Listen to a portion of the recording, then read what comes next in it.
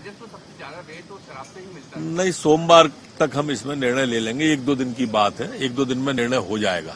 हो सकता है हम कल परसों में भी निर्णय लें, जैसे ही सम्मानित मंत्री आते हैं निर्णय होगा। निर्णय की स्थिति में ही है, लगभग अंतिम चरण में है। और पूछे भ्रष्टाचार आपने पहले भी कहा था कि पिछले सरकार में आखिरी 6 महीने में जो फैसले हुए उसमें इस तरीके के फैसले लिए गड़बड़ियां हुई। क्या अंदेशा है कहाँ पर किस किस सेक्टर में होने की संभावना है, टेंडर में, ठेकों में? क्या अभी हमने उनसे आज कहा है अधिकारियों से कि पिछले 6 माह में जो भी इरिगेशन के टेंडर हुए हैं, जो पीडब्ल्यू में या वर्क्स डिपार्टमेंट में हुए हैं, उनका पूरा रिकॉर्ड जब तक इकट्ठा कर लें, जब तक सम्मानित मंत्री आते हैं। इसी तरह से जनसंपर्क के माध्यम में जो यूवी प्रिंटर्स के पैसे आए हैं, उनके बारे में भी बातचीत कर लें। मुख्यमंत्री फसल ऋण योजना के प्रोग्रेसिव कंसल्टेंट का जो आया है उसको डिटेल लेके आए। ग्राफिक्स इंडस्ट्री के द्वारा भी जो कराया गया काम वो भी लेके आए। जो ईओडब्ल्यू में शिकायत हुई है वो सारे के सारे विषय लेके आए। अध्ययन करने के बाद निष्कर्ष पे आएंगे। हम ये स्पष्ट है कि इसका कोई राजनीतिक दुरुपयोग नहीं करना चाहते, पर जब सरकार को गवर्नर ने कह दिया कि ये अल्पमत की सरकार है और आप तड़ातड़ फैसले कर रहे थे, जब आपके मंत्रिमंडल के आधा दर्जन मंत्रियों के इस्तीफे राज्यपाल ने स्वीकार कर लिए, जब आपके विधायकों के 22 विधायक मध्य प्रदेश से बाहर चले गए, उसके बाद अल्पमत की सरकार अगर फैसले करती है और जनता की गाड़ी कमाई को लुटाती है तो वो विषय जांच के योग्य तो बनता है। सर, प्रारंभिक तौर पर ट्रांसफर जो दिख रहे थे प्रारंभिक से, जब उनके अल्पमत में आ गए उसके बाद कई ट्रांसफर उन्होंने किए, वो तो आपको स्पष्ट दिख ही रहे हैं। उसके पीछे की मंशा भी दिख रही है, मंतव्य भी दिख रहा है, लेकिन राजनीतिक रूप से हम कुछ बोलना नहीं चाहते। हम चाहते हैं कि प्रमाण हो तो सामने आए, सिर्फ बयान तक न रहे कोई बात। सर, कुछ मंजूर कर दिए, कुछ जिलों में करोड़ों के ठेके मंजूर हो गए एक ही दिन में, रातों रात। तो जिस तरह की शिकायत, यही तो जांच का विषय है, यही तो जांच का विषय है। और जांच में कुछ होगा तो जरूर आपके सामने आएंगे। बता दिया आप कहीं और थे, कैमरा यहीं था। जेल में प्रशासनिक ट्रबल पहले कई मौतें हुई कोरोना से, बाद में मौतें नहीं, क्या कारण लगता है आपको? नहीं, इस फेरबदल से नहीं जोड़े कृपा करके इसे। मौत कोई भी हो दुखद होती है, लेकिन निश्चित रूप से देखो, इंदौर हो, उज्जैन हो या भोपाल हो, इस सत्य को स्वीकारना चाहिए कि इसमें हम विलंबित हुए 1 महीना 1.5 महीना। माननीय शिवराज सिंह जी जब आए तभी ये एक्टिव मोड पे आया विषय। माननीय कमलनाथ जी, मैं आलोचना नहीं कर रहा उनकी, पर सच में उन्होंने कभी ध्यान दिया ही नहीं। वो फील्ड में जाते ही नहीं थे। कोरोना तो अभी आया है, वो तो 1 साल पहले ही क्वारंटाइन हो गए थे, निकलते ही नहीं थे।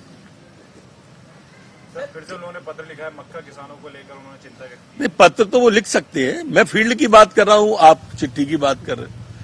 मैं मैदान की बात करता हूं, आप ट्वीट की बात करते हो। आप लोग स्थान दे देते हो पत्र को, तो ये स्थिति है, वो लिखेंगे। जनता के बीच जाने की जरूरत ही क्या है? जनता के बीच गए होते अगर, तो शायद इतना नुकसान इंदौर का नहीं हुआ होता जमातियों के कारण। 1.5 महीना लेट हुए हम, और उसका कारण क्या हुआ? इंदौर में नीचे तक फैल गया वो। आज इंदौर के लगभग 40 वार्ड प्रभावित हैं, लगभग। ये चिंता की बात है ना। क्यों? क्योंकि धनी धोरी नहीं था, आइफा में भी लगे हुए थे। जैकलीन की चिंता थी, सलमान की चिंता थी। ऐसा थोड़ी सरकारें चलती है। अच्छी साइनिंग ये है कि कल हमारी कुल 2 ही दुखद मौत हुई है, लेकिन हम 2 भी नहीं चाहते। हमारी कोशिश है कि हम शून्य की तरफ लौटे। लेकिन चिंता है एक।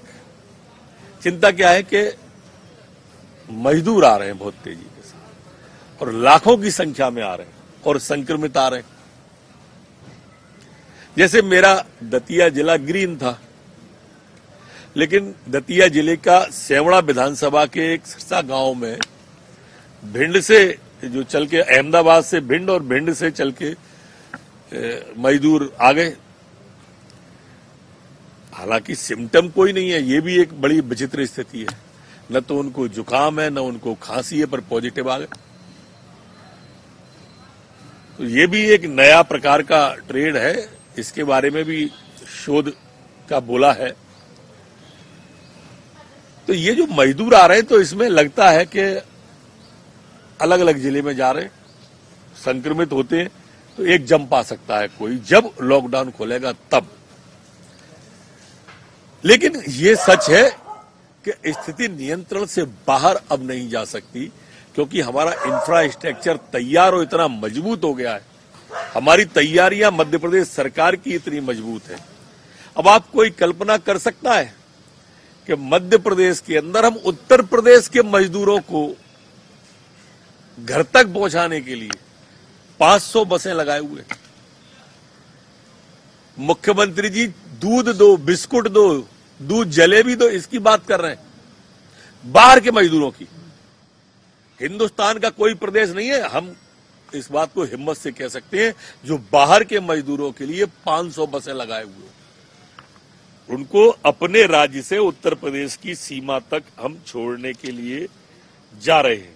अभी तक 3,40,000 मजदूर आ चुके हैं, 77 ट्रेनें लगाई आ चुकी हैं, कल 8 ट्रेनें और आएंगी। 96,000 मजदूर वाहन से यहां पर आए हैं। ऐसे हमारे पास जो जानकारी है वो है कि मध्य प्रदेश के बाहर मजदूर 8,45,842 लोग हैं जो प्रदेश से बाहर थे। ई पास को हमने दिया तो अपने स्वयं के वाहनों से भी वो 91,000 लोग मध्य प्रदेश में आ गए। 96,000 लोग ट्रेनों के माध्यम से मध्य प्रदेश में आ गए। 2,43,000 लोग बसों के माध्यम से मध्य प्रदेश के अंदर आ गए।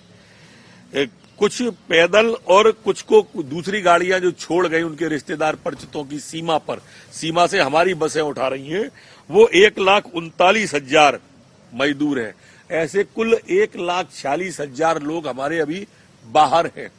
जैसे मुंबई में, अहमदाबाद में, पुणे में जो रेड जोन और वो होने के कारण से अभी आ नहीं दे रहे हैं, अहमदाबाद, मुंबई और पुणे जो लोग बॉर्डर पे आ रहे हैं, उन लोगों का डाटा लेने में अभी थोड़ी सी हमको दिक्कत आ रही है, पर वो डाटा भी बहुत जल्दी आ जाएगा।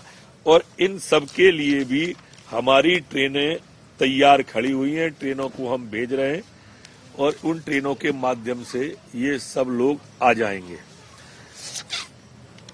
सर, लॉकडाउन 3 के बाद लॉकडाउन 4 का क्या स्वरूप हो, रिपोर्ट कब तक है? 1 मिनट गेहूं का बोल दूं, फिर उस पर आता हूं। 12,20,000 किसानों से अभी तक 83 लाख मैट्रिक टन गेहूं की खरीद हो चुकी है, जो अपने आप में एक रिकॉर्ड है। 70 लाख मैट्रिक टन गेहूं का परिवहन हो चुका है। ये बात मैं परिवहन की इसलिए कह रहा हूं कि इस बार मौसम कुछ अव्यवस्थित सा है, तो गेहूं भीजता है तो आपके जो प्रिंट और इलेक्ट्रॉनिक मीडिया है उनके माध्यम से गेहूं के भीजने की खबर आती है। ये 87% गेहूं हमारा उचित स्थान पर पहुंच चुका है, ये एक ध्यान में रहे। अभी तक 8,56,000 किसानों को 9,000 करोड़ रुपया उनके बैंकों में पहुंचा दिया है, खातों में पहुंचा दिया गया। 20 जिले ऐसे हैं जहां पर किसानों का एक चक्र पूरा हो चुका है। अब सवाल करें आप। लॉकडाउन 3 के बाद लॉकडाउन 4 का क्या अंतिम स्वरूप? पलायन करके जा रहे हैं, उनमें संक्रमण फैला रहे हैं नहीं, संक्रमित आ रहे हैं, उससे खतरा है प्रदेश में। मैंने बोला ये वाली बात भी कि एक जंप आ सकता है, लेकिन हमने जिले के बाहर हर जगह उनकी जांच हो रही है, क्वारंटाइन की व्यवस्था है। यही कारण है कि आप देखेंगे जो मैंने जिक्र किया दतिया जिले की सेवड़ा विधानसभा के 3 मजदूरों का, वहां जिसकी जांच भिंड में हुई उसकी लिंक को करते हुए उस गांव तक आए, चूंकि ये एक बस में बैठ के 10 लोग आए थे। इतनी ज्यादा चिंता सरकार कर रही है, मुख्यमंत्री जी कर रहे हैं कि बिल्कुल उसके संपर्क क्षेत्र तक, उनके संपर्क में शाम तक कितने आए ये भी देख रहे हैं। इसलिए मैंने कहा हमारी तैयारी पूरी है, कोई भी स्थिति नियंत्रण से बाहर नहीं जाएगी। और पूछो 17 के बाद इंदौर, उज्जैन या भोपाल जैसे जो रेड जोन वाले हैं, इनके लिए कुछ स्पेशल प्लान या कुछ और छूट मिलेगी? देखिए, जो जनप्रतिनिधियों से बात हुई है, जो वहां अधिकारियों से बात हुई है, मैंने भोपाल में खुद ने बात की थी, उज्जैन में मैंने खुद ने बात की थी, उन जनप्रतिनिधियों का राय ये है कि जो कंटेनमेंट एरिया हमारे हैं उनमें थोड़ा बढ़ा के बफर जोन बनाने के बाद बाकी के स्थानों को खोला जाए, लेकिन उसमें मॉल नहीं खुलेंगे, उसमें टॉकीज नहीं खुलेंगी, उसमें स्कूल नहीं खुलेंगे, मंदिर, मस्जिद, गिरजाघर ये अभी नहीं खुलेंगे। सिर्फ दैनंदिनी की गतिविधियों को हम इन रेड जो शहर हैं इनमें हम प्रारंभ करें, ऐसी रिपोर्ट माननीय प्रधानमंत्री जी को भेजें, ऐसा उन्होंने उनका आग्रह है। जो ग्रीन जिले हैं हमारे, वहां जिले के अंदर की सारी गतिविधियां प्रारंभ हो जाएंगी।